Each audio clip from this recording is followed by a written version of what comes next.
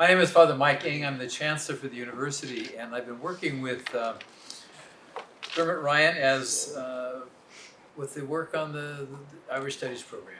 And because he's called away for a family emergency, I am the designated pinch hitter to come in here, so welcome. I'm looking forward to this talk today.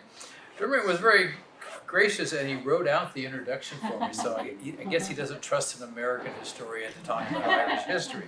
So, the great Irish patriot Daniel O'Connor coined the phrase, "England's difficulty is Ireland's opportunity," and that has served as a nationalist rallying cry in Ireland for 2 centuries. It expresses the belief that England's political misfortunes can be leveraged for Ireland's benefit. But what has been the impact on Ireland, both north and south? This is the question. What's been the impact on the ongoing political crisis in Britain in the wake of Brexit? And what are the ramifications for Northern Ireland of the British government's inability to provide stable leadership? Well, this afternoon, then, Conor Houston, LMU's visiting fellow of Irish Studies, will give an overview of the recent political turmoil in the United Kingdom and offer a candid assessment of its effect on Ireland, both north and south. Is it actually beneficial to view the political future of Ireland, Northern Ireland, and Northern Ireland, and the United Kingdom as a kind of zero-sum game of winners and losers? Or do we need a new type of political thinking that views these recent difficulties as a shared opportunity for all parties and an opportunity for renewed and reimagined relationship between Great Britain and Ireland? Great questions here. So Conor is a lawyer, a civic activist, a politician. He was a constitutional nationalist candidate in the most recent elections to the Northern Ireland Assembly in 2022. And in that capacity, he came very close to securing a historic upset.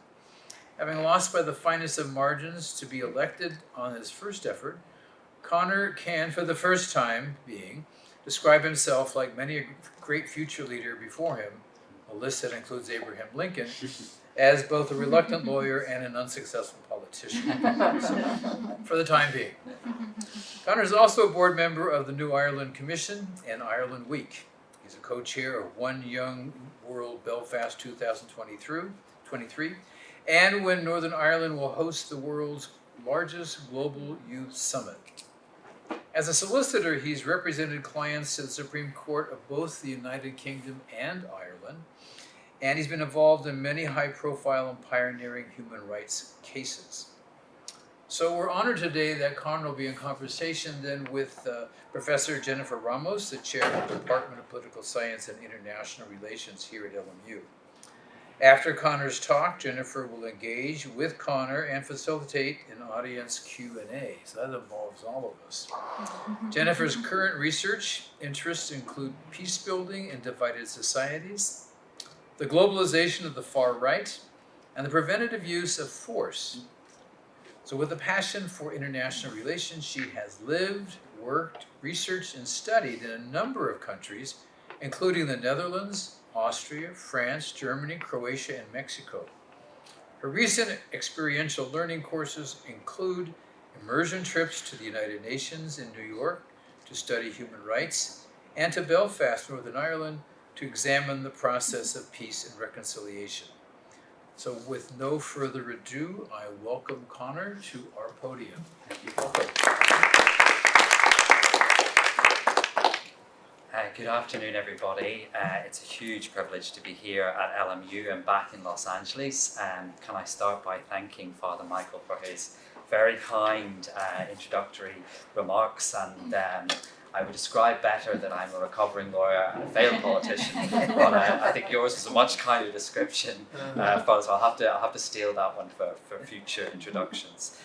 But it's very special to be back at LMU. This is actually my 6th visit to this university, so at this stage I feel like it's a home away from home, and obviously with COVID I haven't got here as often as I would have liked to, but it's really, really special to be back, and I'm very, very grateful to Dr. Dermot Ryan, who unfortunately because of family circumstances couldn't be here today, for his vision as Director of Irish Studies in creating this visiting fellowship of Irish Studies. And the vision and idea is that I will be the first of many people to come and build relationships between the island of Ireland and Los Angeles. So it's a great honour to be the first of those visiting fellows. And I'm also indebted to Professor Victoria Graf, who was the person I first met from LMU nearly 5 years ago with Professor Ramos when they came to Belfast, and I spoke to their students. And it's the power of connection, it's the power of relationships, and it's been a wonderful journey to date. I look forward to many more years to come, coming here to Los Angeles. I also want to thank the Consul General, Marcella Smith, the Irish Consul General, who couldn't be with us this evening. She's travelling back from Washington, D.C. We'll be seeing her again later in the week, but her and the Department of Foreign Affairs have been hugely supportive of this visiting fellow programme. And also to thank the many friends of mine, of LMU, of Irish Studies, who have supported this journey, especially Maureen Kindle and Harry Hartford, who have been just phenomenally supportive over the last number of years. So really, I suppose today I'm here as somebody from Ireland, from Northern Ireland, to share a little bit of a perspective on what's happening. And I suppose I wanted in my remarks today to try to focus on practicalities and very much look to the future. And the title that Dr. Ryan picked was a particularly clever and provocative one, because in it he sets down a challenge, and that is, what is the story that we tell ourselves of the place that we call home? And of course, home conjures up all kinds of images with us. It's about roots, it's about connection, it's about land, it's about history, it's about family, it's about hope. And the place that I call home, Northern Ireland, on the island of Ireland, is a very special place. And like any place, like any home, it's a place in which storytelling plays a huge role. The story we tell ourselves, the story we tell our families, the stories we tell within our community. And we're great storytellers on the island of Ireland. There is an old saying that said, the English never remember and the Irish never forget. Perhaps a slightly crass term, but perhaps part of the reason for that is the ability of Irish people to pass stories down through generations. One of my favourite photographs in my house is a beautiful image of my late grandfather holding the hand of his great-grandson, who was just a baby at the time, my nephew. And the picture is poignant and special because it's obviously the story of family, many generations. But it also symbolises, I suppose, what it is I want to try and explain today, which is the power of stories being passed down through generations. My grandfather held the hand of his grandfather, who was born at the end of the Irish famine in the 1850s. If Ollie, my nephew, lives to be as old as his great-grandfather, he'll live to see the 22nd century. So in this photo, you have a quarter of a millennium being linked in this little whole clasp of hands. And that, of course, goes back to why home is important, the roots, the connection, family, the generations. But it's also a reminder of how stories being passed from one generation to the other is not just about one generation. It can be about a quarter of a millennium of stories being passed on. And that is, of course, both the beauty and the complexity of storytelling in the place that I call home. Because, of course, the story of my home has a past, and that story has been passed down from generation to generation. Now, I am not going to attempt, and particularly in the presence of a great historian, in a short lecture, to try to give a potted history of the island of Ireland. We would be here until the end of the year if I attempted that. But suffice to say, for the purpose of tonight's lecture, I suppose there has been, over the last number of centuries, effectively an ideological struggle between those who want to maintain a link between the island of Ireland and Britain, and those who wish to see independence for Ireland. And that centuries of struggle has been, I suppose, defined by a parallel process. One being that of constitutional nationalism and constitutional unionism, that is, those arguing for peaceful maintenance of the union, peaceful creation of an independent Irish state, and violence, that is, those who believe that violence is a means to achieve those political ends. And really over the last 2 centuries, what we have had played out is that struggle between not just nationalism and unionism, but also between those who promote violence to advance their political cause and those who stand for non-violence.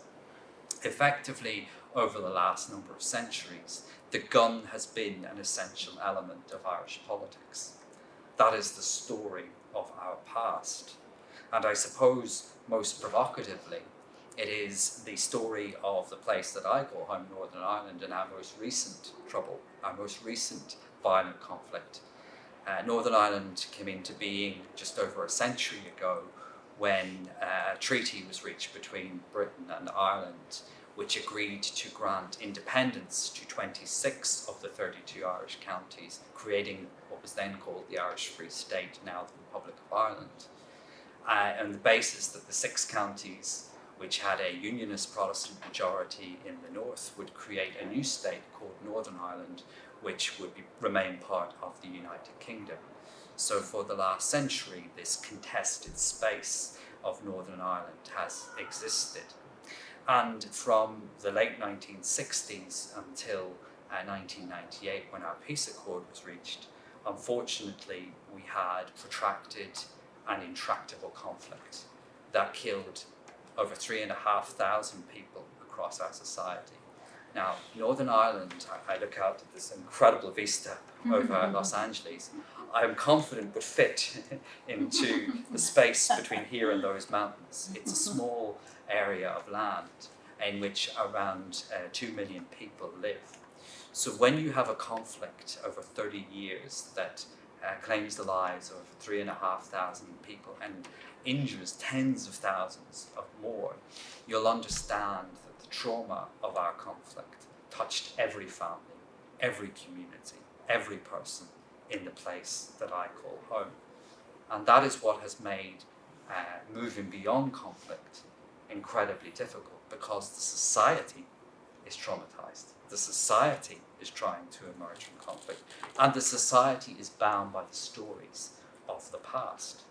Stories such as those that my grandfather would have told me about the discrimination in the new state of Northern Ireland for those Catholics who lived there, who felt persecuted, who felt as second-class citizens, who were discriminated against on the basis of education and housing and many other aspects. Just as those Protestants who found themselves suddenly in a free state felt like second-class citizens, their British identity stripped away from them, and very fearful of the new country in which they found themselves. So the story and the trauma and what we do to each other is something that has been passed down from generation to generation. And as Father Michael said, the expression from Daniel O'Connell almost 200 years later is one that has been passed down.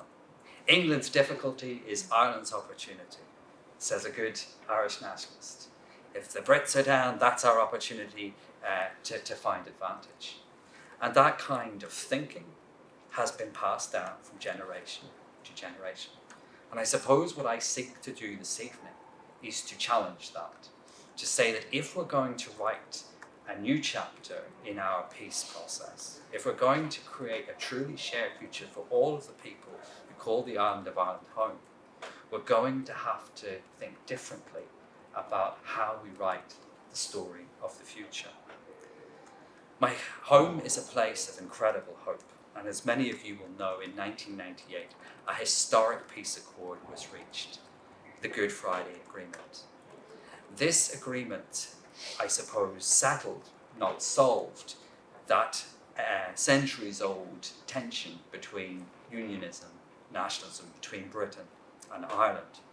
And I always, when I come to the United States, say thank you, because that peace accord would not have happened without the friendship, support, and energy that the United States, through its diaspora and more widely, put into that process, epitomized in one of your sons, Senator George Mitchell, who was the chairman of the all-party talks that led to that historic peace accord. And I was a 15-year-old when the Good Friday Agreement referendum happened, and I remember vividly being with my family at the waterfront hall in the centre of Belfast when the news broke that 71% of people in Northern Ireland and over 90% of people in the Republic of Ireland have voted in favour of the agreement. And the reason, and it's probably why I ended up in politics, is because it instilled in me a sense. Everybody said until that moment it was impossible. The conflict in Northern Ireland cannot be resolved. This is an intractable conflict. It has gone on for centuries and it cannot be ended. The ancient enmities and hatreds and sectarianism that exist are impossible to overcome. And in this moment, in this supreme moment, the intractable nature of it was overcome. It demonstrated the art of what is possible when human beings come together. It demonstrates what is possible when politics works. And it is what I believe should be our guiding principle, whatever happens next in terms of the constitutional future of Ireland. And the reason that 25 years on almost from that agreement, that people like me have dedicated our lives to trying to realise the potential of that agreement, to stand up and fight for that agreement, is because, probably very similar to your Declaration of Independence or Constitution, it embeds certain inalienable rights and principles that I believe guide us whether we remain part of the United Kingdom or whether we become a united Ireland. The agreement promises the people that politics will be only peaceful and democratic. It promises constitutional consent, that is, we will remain part of the United Kingdom until the majority of people in Northern Ireland decide otherwise. It guarantees mutual respect. It calls for power sharing and a shared society. It creates the right of all citizens in Northern Ireland to be British, to be Irish, or to be both. And its genius is that it creates three interlinked and interdependent relationships. The first being the relationships between nationalists and unionists, between Catholics and Protestants in Northern Ireland. The second is between the people of Northern Ireland and the Republic of Ireland, North-South. And the third is between Britain and Ireland, that is, the British-Irish relationship. And the genius of the agreement is it only works when all three sets work in tandem with each other. And I'll come to talk in a moment. When one of those sets of relationships work, it impacts upon the other. And the lesson in this is that whatever the constitutional outcome of the island of Ireland, we have to find a way of recognising the interconnectedness of those sets of relationships, regardless of where sovereignty lies. But for me, the great promise of the agreement and the great challenge for my generation is the promise of reconciliation. That is the promise of the agreement, to build a truly reconciled society. But as we have learnt over 25 years, to quote William Butler Yeats, peace comes dropping slow. It is one thing to create a peace agreement, to create new institutions such as our assembly, our new police service, and the many things that the agreement created to realise the potential of those three relationships. A peace agreement and institutions do not change attitudes. They do not change the story that we tell to each other and that we pass on. And what we have learnt is that the scourge of sectarianism, that is hatred based on someone's national identity or religion, has remained a challenge for our society to overcome. I have often reminded people that peace is not a moment, it is a process. And for 24 years, coming up to 25, we have been on that journey, and we have much further to go.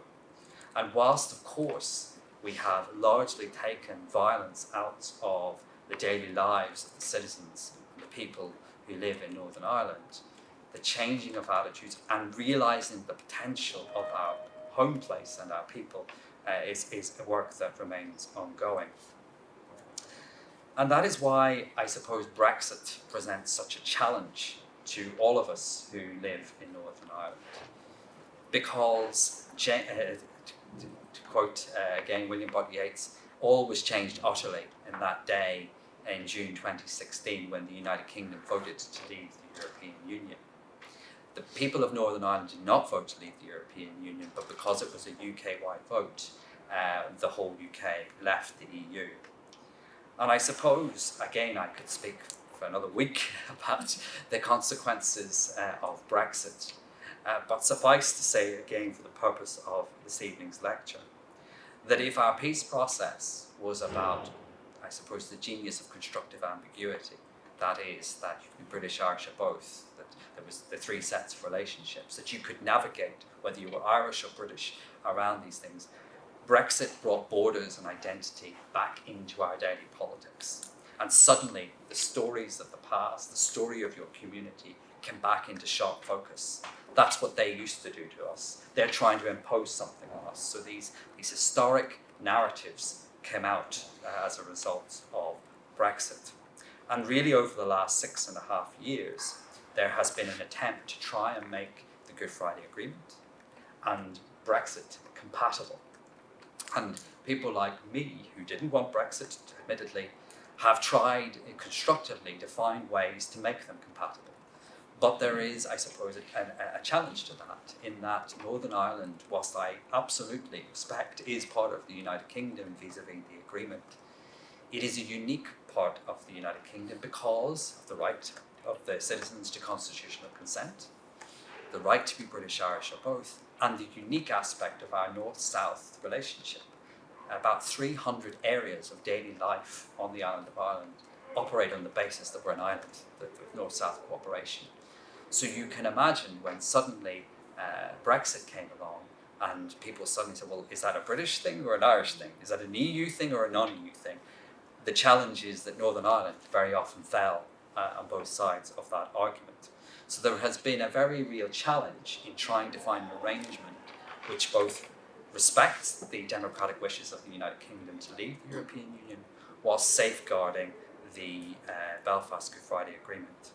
At the moment, there are ongoing heated political talks between the British government and the European Union to see if we can resolve what was the deal, which is called the Northern Ireland Protocol, which effectively tries to resolve some of the issues. Maybe Jeff, in the question, can go into some detail on that. But effectively, where it has created a challenge is that the protocol requires checks on goods coming from Great Britain into Northern Ireland, which many unionists see as effectively a border within the United Kingdom.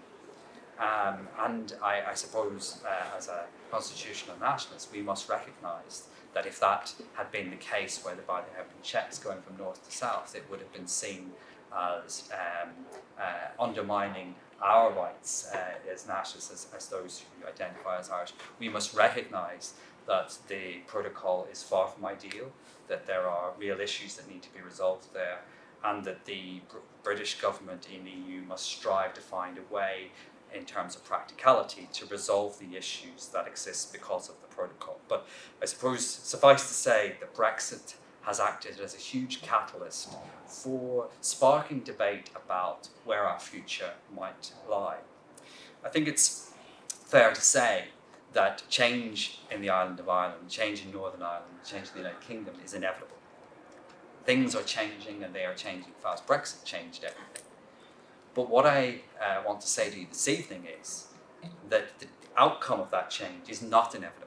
In other words, I truly believe that everything is possible right now, whether there is a reimagined United Kingdom or whether there is a new constitutional arrangement on the island of Ireland or something in between. Change is inevitable, but the outcome is not. We must also remember that Ireland, the island of Ireland, is a very changed island from the island I was born into. 70% of people in the Republic of Ireland were not born in the island of Ireland.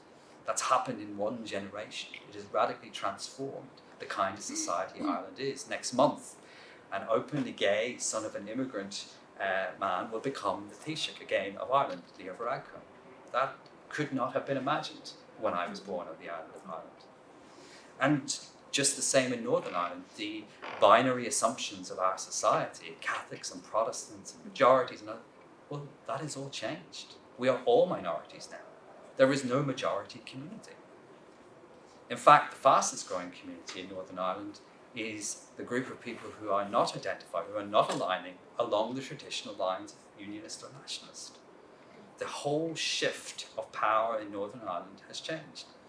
And in fact, in the most recent Assembly election, I saw one for me, is that the Sinn Féin, the Republican Nationalist Party, became the largest party in our assembly. That is quite an extraordinary moment in a state that was created to protect a Protestant unionist majority. There is now a Republican First Minister designate ready to lead the government in Northern Ireland. So I suppose everything is changing and changing very fast. What Brexit has taught us, though, is that the challenge of having both an undefined plan and this is where I do take a viewpoint and an opinion, which is there was never a version of Brexit on the ballot. Nobody ever explained what Brexit would mean or would look like. And of course, really I would contend, the last 6.5 years and 4 British Prime Ministers that we've gone through is evidence of the fact that the delusion of Brexit has created an ongoing dysfunction within the British political system, as it has tried to ideologically argue as to what Brexit actually means, and I suppose what Britain actually stands for in the 21st century. So an undefined plan and a binary proposition are not good things to put to an electorate, is the lesson of Brexit. And that is why, as we look to the story of the future of the island of Ireland to Northern Ireland, we must learn from the lessons of Brexit. We must learn how not to affect change when you do not have either a defined plan or you reduce things to overly binary propositions. So before I talk about the future, it's very important in Northern Ireland that you lay your cards on the table. As Father Michael Eng said, I ran for the Social Democratic and Labour Party, which was founded by John Hume, many of you will know, Nobel Peace Prize winner.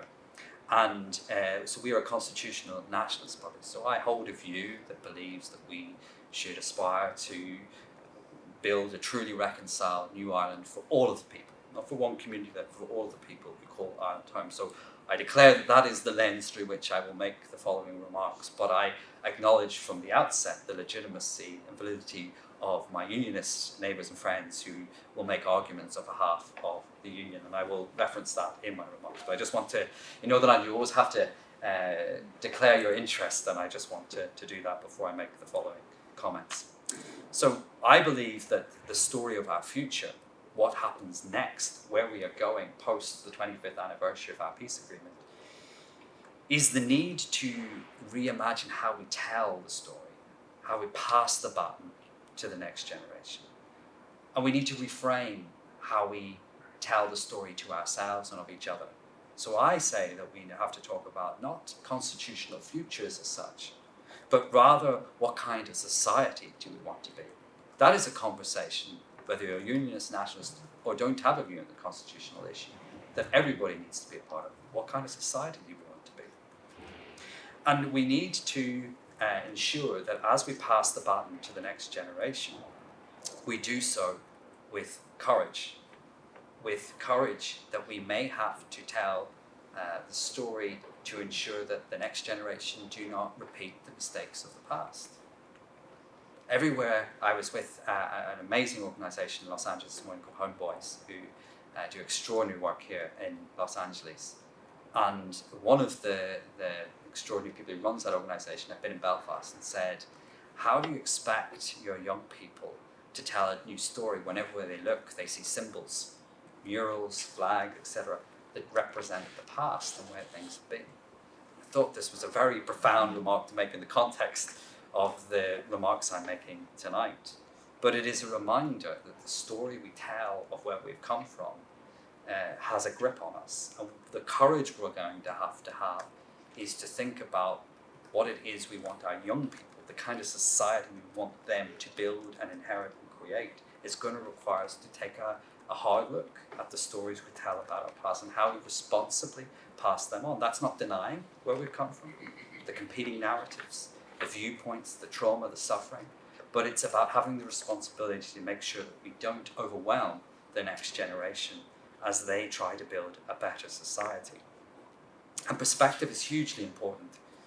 I had the honour a few years ago in Belfast of welcoming, I think she's still your speaker as we speak, Nancy Pelosi, to Belfast with a congressional delegation who were there to look at the impact of Brexit.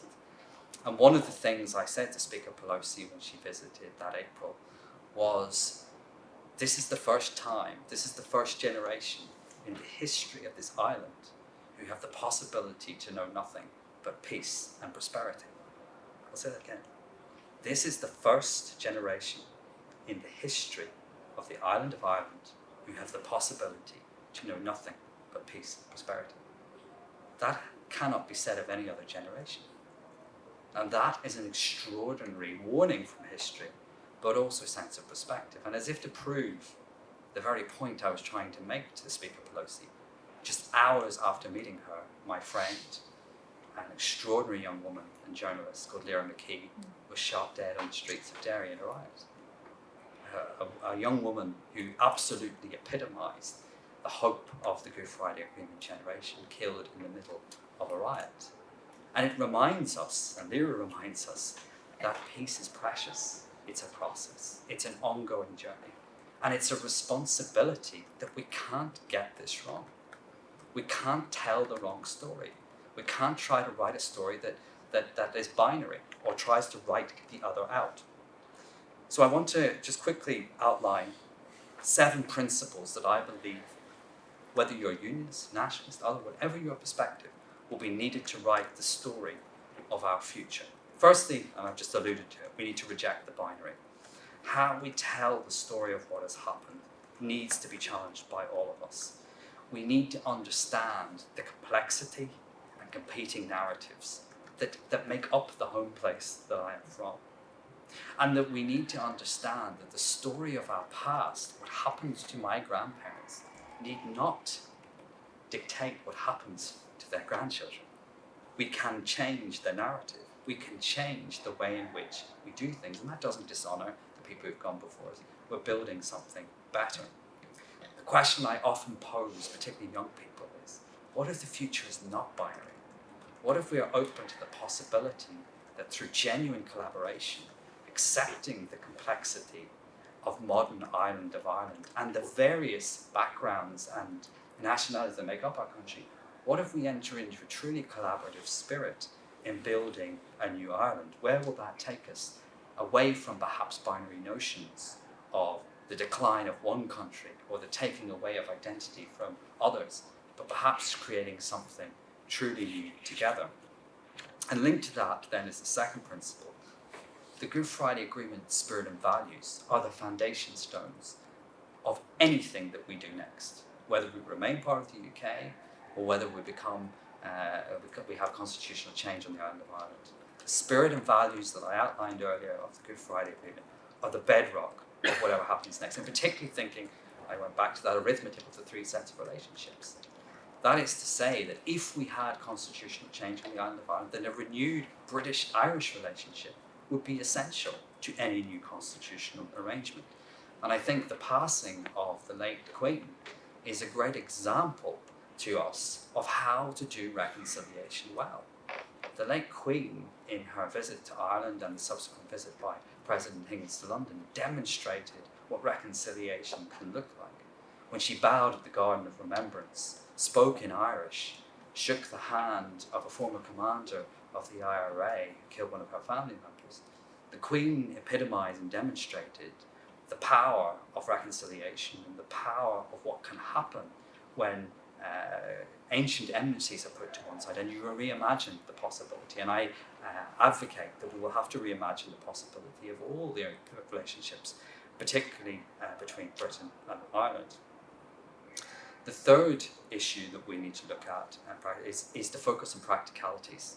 Very often the debates around constitutional change, having a united Ireland, boil down to where's the flag going to be, what flag's it going to be, what symbol. These things are important. The flag of your country, the symbols of state are powerful things. They mean things. They're part of how we tell the story of where we come from and who we are. But I would argue that we need to focus in the short term and in the medium term on the practicalities. There is no point building a new Ireland unless people are going to be better off, unless we're going to eradicate poverty, unless we're going to create opportunity for all of our people, unless we're going to transform the kind of society we will be. 2 years ago, I had the privilege of chairing the first All-Ireland Civic Dialogue held by the Taoiseach Micheál Martin, the Prime Minister of Ireland, Micheál Martin, with 100 young people from across the island of Ireland. And there was two extraordinary things that those young people taught me that day. The first was the conversation they wanted to have. The first third of it was based on whether it was an inclusive conversation.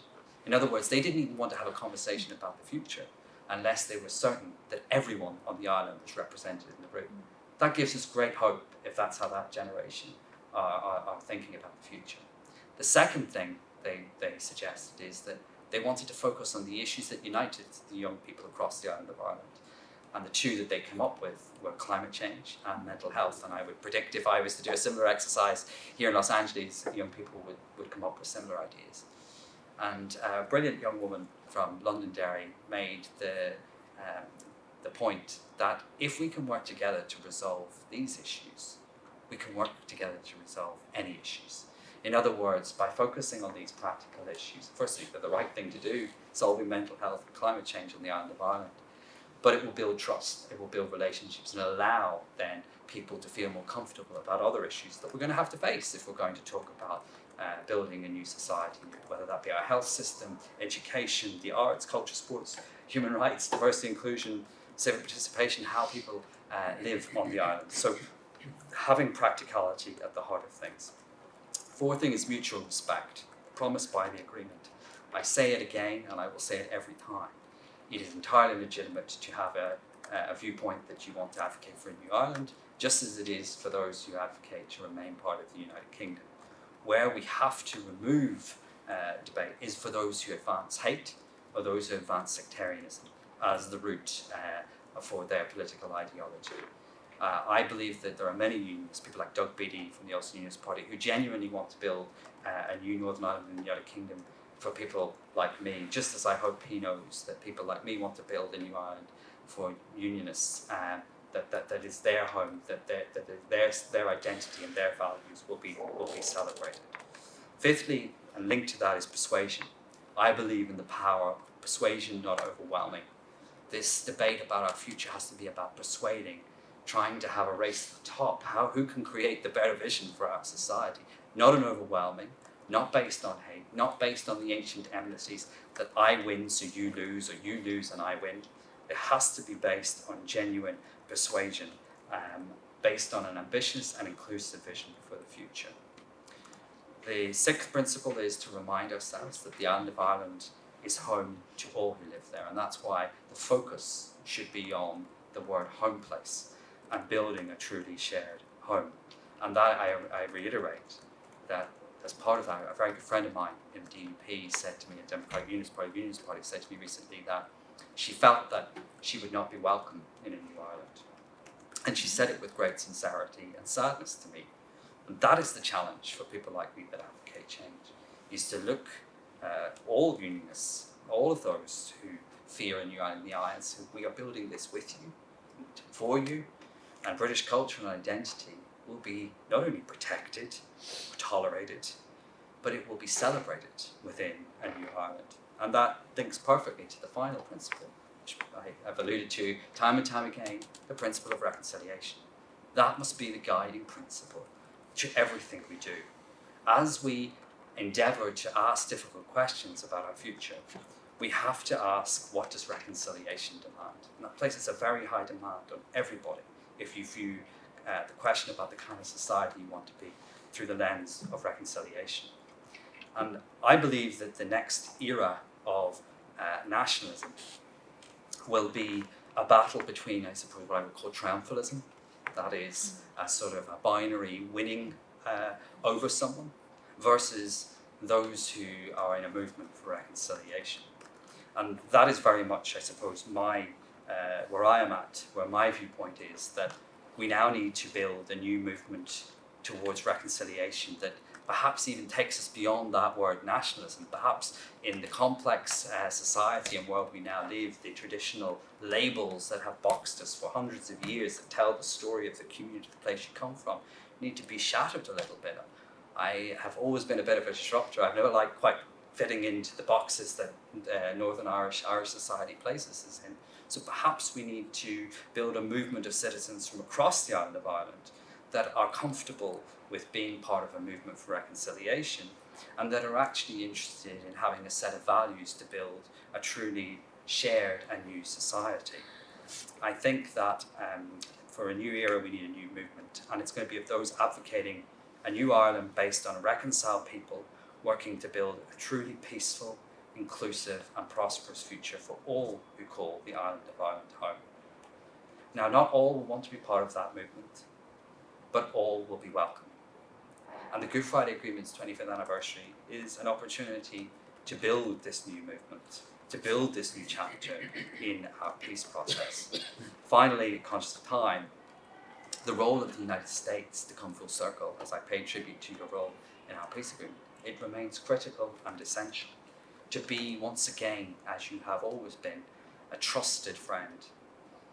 I would argue there are three things that America can do right now to help. The first is to understand the complexity and diversity of modern Ireland, to include Britishness in Ireland. The second is to help build the prosperity process. Prosperity will ensure that our peace is sustained, and it will create opportunity, especially for our young people, and opportunity is the best guarantee of progress. And thirdly, to support all those, regardless of their constitutional viewpoint, who are involved in reconciliation and the movement in that direction.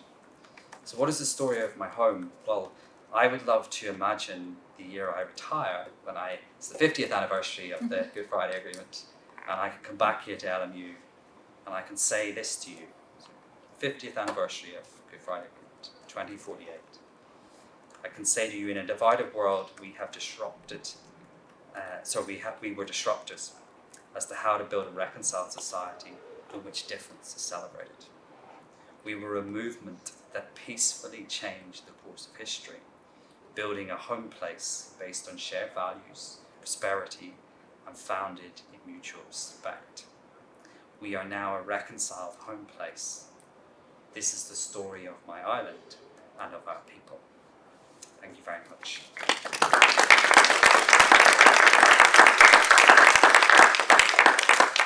Anyway, thank you, Conor. It is such a treat to be here with you. I can't tell you. And thanks everyone for coming. What I'm going to do is go ahead and ask a couple of questions, and then we invite the audience to join us in the Q&A, and then we'll close up. I know that we have a little amount of time for questions, but we'll try our best. The one thing I wanted to ask you about more was, this really seems like a story of identity, right? And thinking about storytelling being so meaningful, and the ability of stories to change how people view one another. Yeah. And also I was thinking about the changing dynamics within Northern Ireland and the UK itself. So I'm wondering if you could speak a little bit about the changing identity and kind of that non-binary understanding. Like more people are identifying as Northern Irish than, I don't know if it's more than Irish or British, but at least it's been growing over the years. So maybe you could talk a little bit about that, and then just the impact of the population change. You mentioned, there's this third group that's probably making a powerful impact on how the future is going to look too. I think the biggest shift I have witnessed is how identity is no longer binary. The number of people who feel very strong that they're just one thing and nothing else is ever decreasing.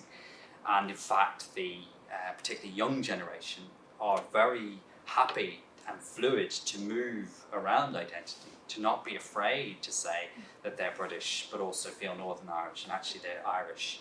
I know lots of unionists who will very interchangeably say, oh yeah, look, I'm proud to be British, but I'm also Irish. And there's no contradiction in that statement.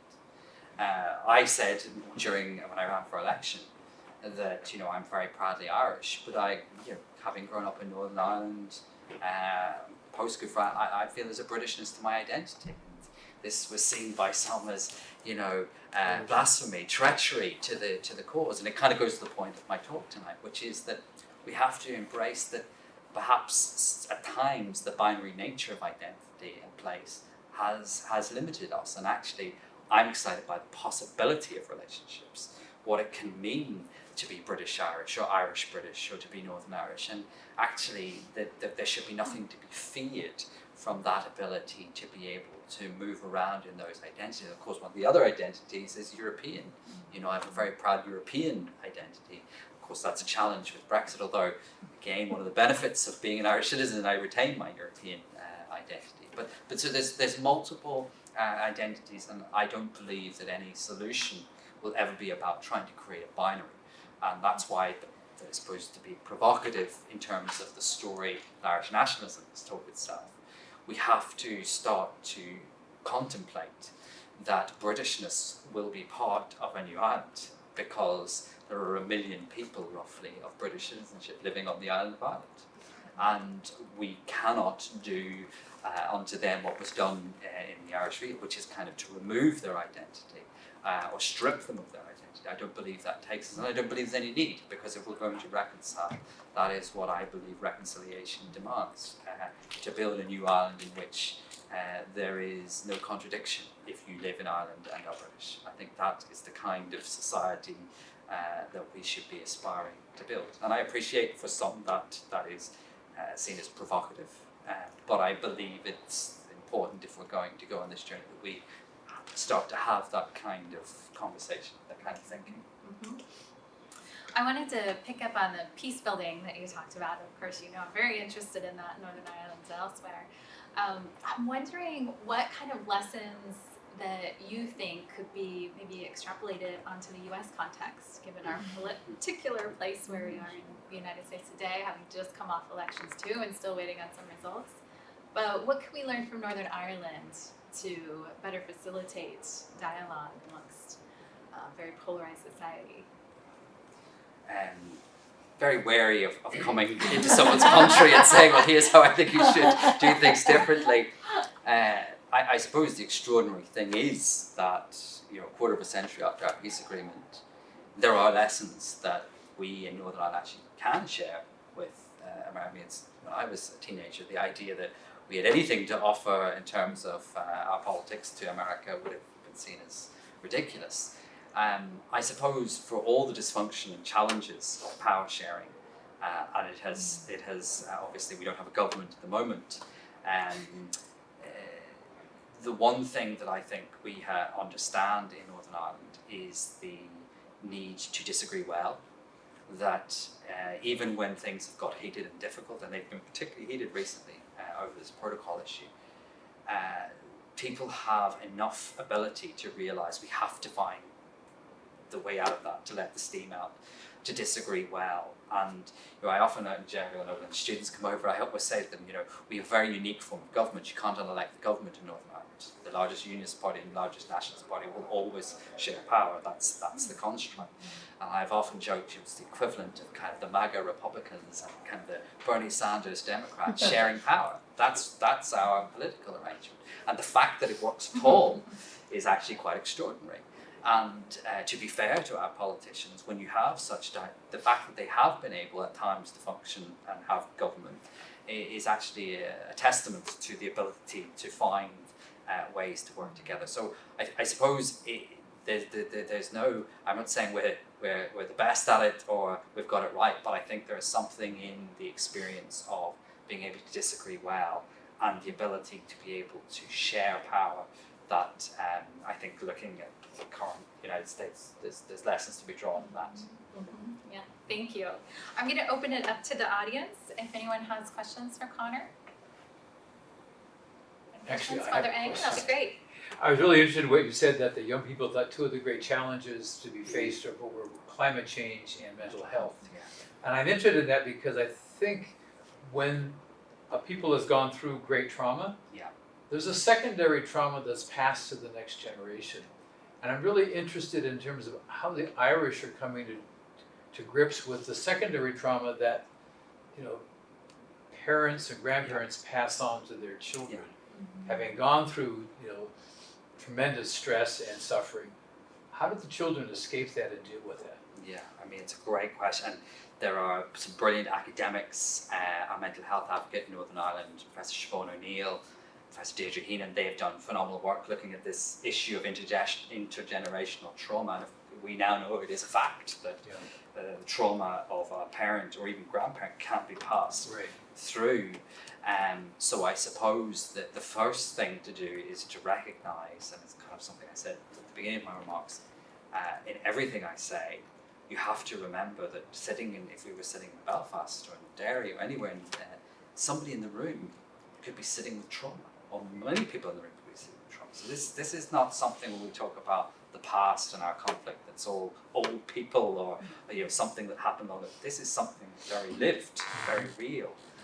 So we I think have a lot of work to do to create a more compassionate and tolerant society which understands that trauma and which seeks to not every day pour fuel on stoking up. We're very good at that in Northern Ireland, constantly jumping back to the kind of tussle that's in the bones of the people. But I think the answer lies in trying to first acknowledge there is a trauma, and to then try to find the ways in which we become a more compassionate, kind, tolerant. And that's why the great promise of the agreement, one of the opening lines of the preamble of the agreement, is recognizing the suffering of the people, but saying the greatest way to honor those who died is to build a new society. And that, to me, is the importance of why politics matters, because when politics can demonstrate the ability to work and create opportunity and solve complex issues and be constructive and positive, that allows people, in my view, to have hope, which is better than despair, than a lot of trauma brings to people. But it's a huge issue that we are only really probably now coming to grips with. But it's and the trauma for the society, not just even on there's obviously people immediately affected, but the society is traumatized. It is not normal what happened in a place like Concord. It's not normal that you should know people who were shot or blown up, or that in your daily experience you saw buildings getting blown up or army patrols in your street. That was not a normal experience, and so that trauma we have to deal with. Being kinder, more compassionate, finding the ways for our political discourse to do that is hugely important. It's a really great question. Thank you. Hi. Do you find that, like in the Republic, like pre-Brexit, people seem to be they're becoming more European, Yes. and the Irishness was kind of going off them. I mean, Brexit is a disaster, because I think Northern Ireland people were going the same way. Some of them, anyway, were going European, and like the economies were thriving, plus with benefits that were getting in from EU.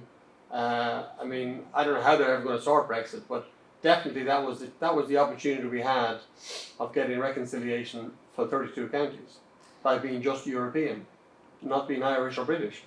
That was John Hume's vision, was the European, and that was why it was such an important element of the peace process. And really, if I'd had more time, I'd love to have actually got into that aspect, because that was Hume's genius, was to understand that Europe actually is the solution to a lot of this, because if you become more European, you blur that line between, which is kind of what I'm getting at when I say that line between British and Irish. So I mean, I think it's probably more of a common thing. I agree with you, and I think that is, I suppose, the work that people like me have is to. I mean, one of the strongest reasons I now believe that the argument for constitutional change in Ireland is for Northern Ireland to become part of the EU again, because as you know, was made if Northern Ireland voted to become part of a united Ireland, we would automatically be part of the European Union again. So I think for me it's a very compelling reason to look at the constitution, albeit in that all the principles I've outlined as well have to be in place. Thanks very much. I'm a historian, so I'm always looking to the past. But I guess one of my question is about the perhaps the limits of reconciliation. And I'm thinking of, there have been lots of Truth and Reconciliation Commissions, lots of ideas about reconciliation, and those have sometimes fallen apart or found their limits around the absence of restitution or reparation. And so I'm just wondering, it's kind of a much more general question in that regard, but and a restitution and reparation that goes beyond sort of the rhetorical apology, which is important, but also itself has its limitations, right? Well, it's a huge question. I mean, Answer in 30 seconds. I did my master's actually on the Truth Commission for Northern Ireland and looked at truth as a form of justice. I think you're right. I mean, to say, it's one thing to say reconciliation, but it's a bit like saying peace. It doesn't just happen, it doesn't just arrive. It's an ongoing process. It's imperfect. There are things that each of us, as what does reconciliation demand? Well, it's going to sometimes mean me giving up something or conceding something or having to accept a narrative that perhaps I fundamentally disagree with, and just accepting that it's a narrative that's out there. I'm not going to persuade that other person different. So it's a struggle. It's an ongoing problem. But I suppose where I believe in reconciliation is that if you approach things through that lens, you're always going to have a better chance at getting the best possible outcome, if that makes sense, rather than reducing to binary. It goes back to what I was saying a moment ago, how to disagree well. The reconciliation, I think, is something that everybody comes together and agrees on everything. That's not going to happen. It can't happen. The historic nature of the place, we can't agree. There's no single narrative of our conflict or of the history of Ireland. There's multiple and competing and contradictory narratives. And I think actually part of it is actually just accepting that fact, that we won't agree, and that there will always be competing and complex views on our past and why we got to be. There's a debate raging at the moment back home about the role of the Provisional IRA during the Troubles, the conflict in Northern Ireland. And members of Sinn Féin have been sort of very actively and openly saying that there was no other alternative to the IRA's campaign. And this, of course, has brought back the debates of our conflict. And to be fair, even people like me have had to speak as well. Actually, that's not right, because there was constitutional nationalists, people like John Hume, who were saying in the 1960s and 70s there is an alternative. It's called civil rights and the pursuit of non-violence. So there's even today we can't agree. If one of my friends was here from Sinn Féin, we would be disagreeing on that issue. And I suppose you have to acknowledge is we'll always disagree on that issue, but you find a way to ensure that the argument that you're having about that, or the dispute, doesn't, I suppose, infect the future. That you don't keep having that same debate and conversation into the future. That's a struggle. And that's why reconciliation is difficult, because there's no easy answer to that. I'm not going to give up on the principle of non-violence any more than somebody who defends the actions of the IRA will give up on that was the right thing to do at the time. So, yeah. Conor, thank you very, very much. We Hi, really Conor. have run out of time, and we're Oh. gonna have you have a chance to talk Okay, I'll talk afterwards, about it. but Sorry. we really are Thank you, very Conor. grateful for your time, for your presentation. Jennifer, we're happy to Thank have you you. here facilitating. Let's continue the conversation as we adjourn at this point. Thank you. And special thanks to both of you. Yeah, Thanks for thank having me. So please.